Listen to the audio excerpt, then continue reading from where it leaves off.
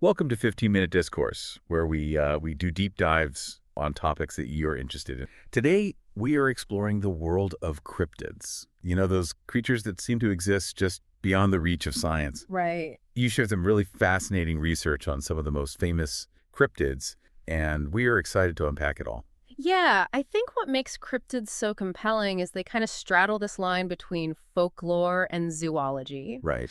They're not just mythical beings, they're creatures that have these persistent sightings and stories, but they lack the, scientific evidence to officially join the ranks of known animals. So we got creatures like Bigfoot and the Loch Ness Monster. Exactly. Creatures that people claim to have encountered, but that science hasn't definitively been able to, prove or disprove. Exactly. And that's what fuels the debate around cryptids. Yeah. Are they misidentified animals, figments of our imagination, or something entirely new to science? Let's start with perhaps the most famous cryptid of them all, Bigfoot. Sure. We have stories of large, hairy, human-like creatures in North America that actually predate the modern Bigfoot craze. The Iroquois people, for example, have legends of the Genasqua, a giant covered in hair with skin as hard as rock. Oh, wow. What's interesting is that these descriptions vary from tribe to tribe, which adds to the enigma. It's like pieces of a puzzle scattered across different cultures and time periods. Exactly. Then in the 19th and 20th centuries, you have accounts from settlers that start to solidify the image of Bigfoot as we know it today. These accounts often describe a large bipedal ape-like creature lurking in the forests. Right. And of course, there's the famous Patterson-Gimlin film from 1967 that for many is the most compelling visual evidence we have. That grainy footage of a large figure walking through the woods has been analyzed and debated for decades. Some say it's a hoax, a man in a suit, while others maintain that the movement is too natural to be faked. The FBI even got involved back in 1976, analyzing hair samples thought to be from Bigfoot. Wow. Unfortunately for believers, the analysis concluded that the hair belonged to a deer. Oh, bummer. Yeah. Then there are the Yokuts petroglyphs from Painted Rock in California. Yeah. Some interpret these thousand-year-old carvings as depictions of Bigfoot, or at least the tribe's understanding of this hairy man. Yeah, it's a great example of how cryptids blur the lines between folklore and possible reality. Are these petroglyphs representations of genuine encounters, or are they simply artistic interpretations of long-held beliefs? One theory about Bigfoot is that it could be a surviving Gigantopithecus, Right. an extinct ape that lived in Asia millions of years ago. Yeah. While fascinating, that theory faces some hurdles. Gigantopithecus fossils haven't been found in North America, and most scientists believe that it was quadrupedal walking on all fours, unlike the bipedal Bigfoot descriptions. So could Bigfoot be some other undiscovered ape, or even a surviving Neanderthal? Again, the fossil record doesn't support that. Okay. Neanderthal remains haven't been found in North America either. So we're left wondering if Bigfoot is something entirely new. Right. A creature that has somehow managed to avoid detection by modern science. Or perhaps the answer is more mundane. Okay. Could people be misidentifying bears or other large animals in certain situations? Right. Our minds can play tricks on us, especially when we're dealing with the unknown.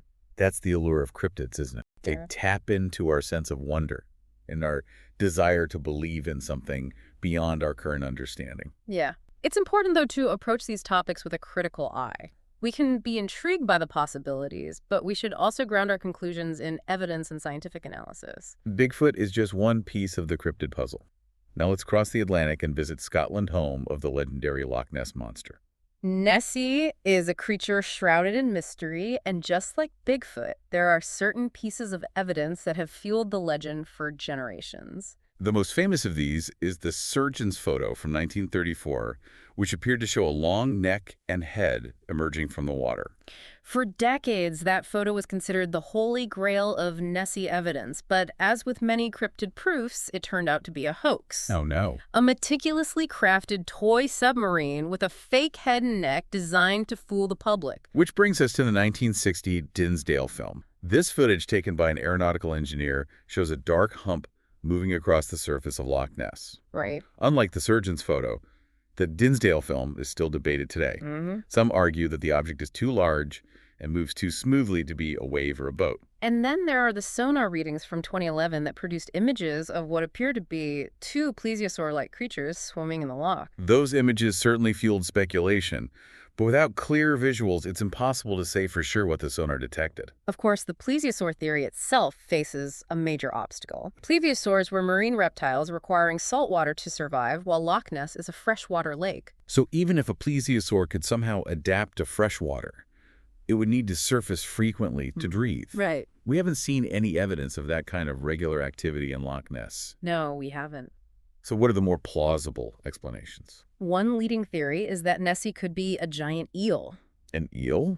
Yeah, recent DNA studies have revealed an abundance of eel DNA in Loch Ness, and it's possible that some of these eels could grow to enormous sizes. Could it be a Greenland shark? While Greenland sharks can tolerate some fluctuations in salinity, they're deep-sea creatures not typically found in freshwater lakes. It's unlikely, but not entirely impossible. So just like with Bigfoot, we're left with more questions than answers. Yeah. But that's part of what makes cryptids so captivating. They force us to consider the possibilities and to acknowledge the limits of our current knowledge. Exactly. The mystery, the unknown, the potential for discovery, these are the elements that keep us fascinated by cryptids. Nessie is just one of many lake monsters said to inhabit the waters of our planet. Let's travel across the Atlantic now to Canada and meet Ogopogo, the water demon of Okanagan Lake. Ogopogo's roots run even deeper into Native American folklore than Bigfoot's. The First Nations people have legends of Naitaka, a powerful water spirit that required sacrifices for safe passage across the lake. For centuries, people would offer small animals to Naitaka before venturing out onto the water. It highlights the cultural and spiritual significance that cryptids can hold. Similar to the Yokas petroglyphs we discussed earlier, there are stories and depictions of Ogopogo that have been passed down through generations. Yeah, it makes you wonder whether these cryptids originate from actual encounters with unknown creatures or if they're manifestations of folklore and beliefs that have evolved over time. It's a fascinating question. Are we seeing echoes of real events, or are we shaping these creatures with our imaginations? Regardless, there have been a number of modern Ogopogo sightings that have garnered attention. Like the photos taken in 2008 that showed a creature with strange black humps, unlike anything else known to inhabit the lake. Even seasoned researchers were baffled by those images. Then in 2024, there was a sighting of a long snake-like creature. Could this be Ogopogo or just a misidentified otter? Each proposed explanation has its merits and its weaknesses. It's a real scientific puzzle. We're starting to see a pattern here, aren't we? Yeah, I think we are. The more we delve into these cryptid accounts, the more questions arise. That's all part of the intrigue. And it reminds us that the world is full of mysteries, things we haven't yet explained or understood. Speaking of lake monsters, let's not forget about Manapoko, Right. Ogopogo's lesser-known cousin lurking in Lake Manitoba. Manapogo's story is just as intriguing as Ogopogo's, with sightings going back to the 19th century. Some even believe that Manapogo could be the same creature as Winnepogo, a monster said to reside in Lake Winnipegosis. It's possible since the two lakes are connected, adding another layer of complexity to the mystery. One of the most fascinating Manapogo sightings occurred in 1935, when a timber inspector described seeing a dinosaur-like creature with a horn on its head. That's certainly a detail that sparks the imagination. It also makes you wonder how much our understanding of prehistoric creatures influences our interpretations of cryptids. Right. Are we seeing dinosaurs because that's what we expect to see? It's a valid point. Our knowledge of the natural world shapes our perceptions even when it comes to the unknown. From the depths of Lake Manitoba, let's journey to Australia and meet the Yowie, their version of Bigfoot. The Yowie is intriguing because it exists in both Aboriginal folklore and modern accounts. So we have ancient legends alongside present-day reports from people claiming to have seen this hairy hominid.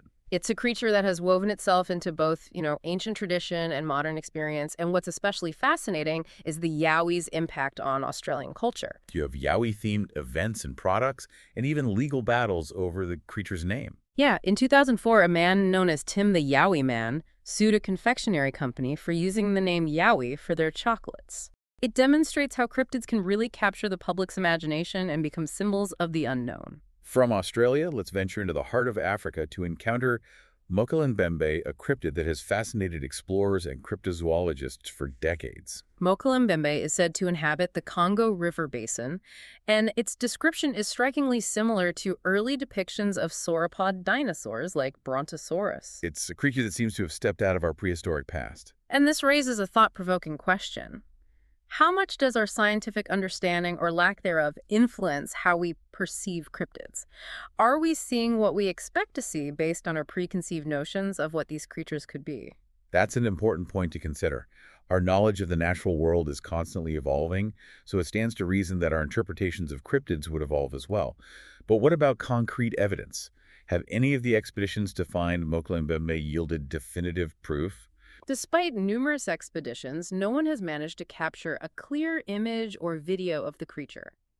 We have anecdotal accounts and blurry photos, but nothing conclusive enough to satisfy the scientific community.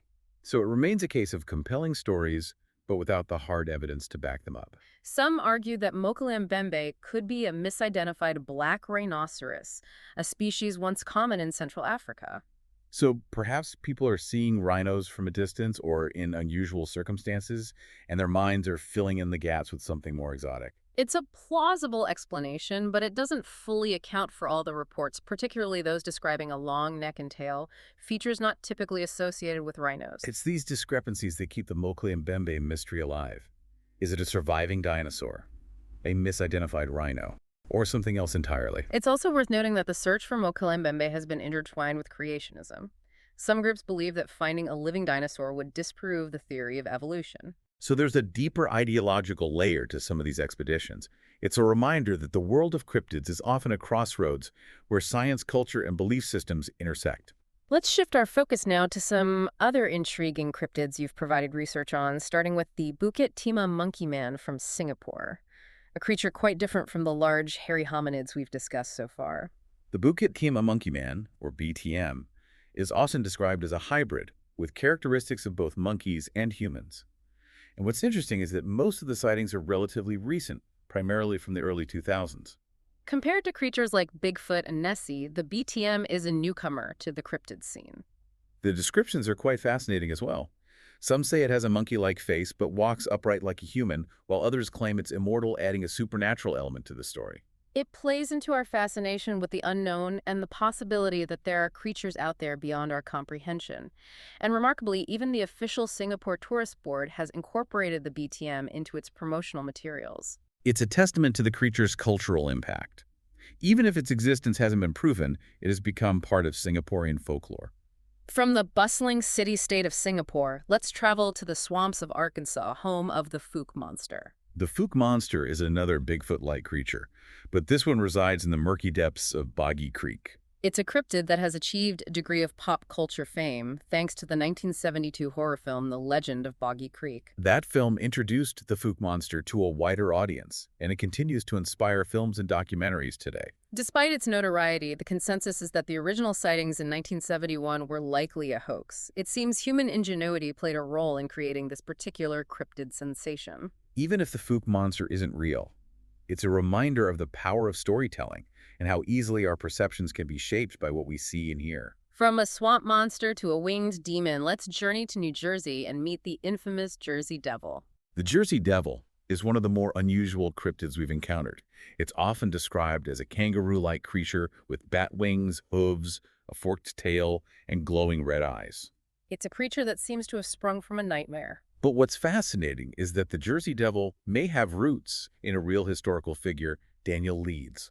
Daniel Leeds was a Quaker who was ostracized by his community for his interest in astrology and occultism. He was accused of being a devil worshiper, and some speculate that these accusations combined with the folklore of the Pine Barrens may have given rise to the Jersey Devil legend. It's a theory that suggests cryptids can sometimes emerge from the shadows of history. Their origins may be more grounded in reality than we initially assume. Let's leave the land behind now and dive into the vast expanse of the ocean to encounter those mythical creatures that have haunted seafarers for centuries.